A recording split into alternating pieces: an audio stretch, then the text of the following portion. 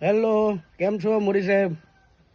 મોદી સાહેબ, તમે 8 તારીખે નવસારી આવવાના, બરાબર? હવે તમે એક હેલિકોપ્ટરની, 2 હેલિકોપ્ટરની, 3 હેલિકોપ્ટર લઈને તમે આવવાના. નહીં મળે મારા પર 4 વ્હીલ, નહીં મળે મારા પર ટેમ્પો. મારા જેવા 5 વાંઢા બીજા મારા હાથે છે. તે પાછા પોણી 200 કિલોના ને હું 104નો થઈ ગયો. હવે એના માટે કઈ ગાડી કરું મેં? જ્યારે અમદાવાદ આવેલો ને ત્યારે તમને સ્પેશિયલ જોવા આવેલો મેં. અરે તમે બહુ નજીક આવવાના.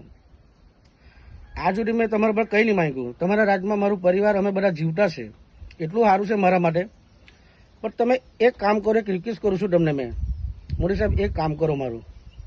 સર, દમણવાળું પ્લાન બી છે, એલું મોકલો મારા સારું. કે મેં પેલા 5 વાંઢા બીજા છે ને તેઓને લઈને હું નવસારી આવું જોવા માટે. કેમ કે એમ તો મારો મેળ નહીં પડે ને અમને કોઈ બેહાડી નહીં લાવે. કેમ કે ગાડીની ઘોડા કંઈ મળે નહીં મળે. એટલે આટલું જરાક દયા કરજો મારા પર મોદી સાહેબ.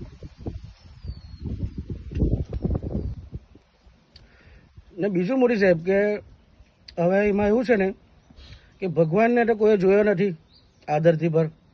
ભગવાન તો સાક્ષાત છે જ આપણા સાથે.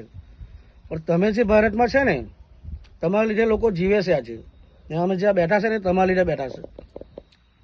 એટલે તમે જે આવવાના ને એ અમે ભગવાન તરીકે જોવા માંગીએ છીએ તમને. એટલે મેં કેમ કે ગમે તેવું હેલિકોપ્ટર હોય તો કંઈ નહીં, જૂનું બૂનું ને એવું પ્લાન મોકલો કે અમે 5-6 જણા અંદર બેસી શકીએ.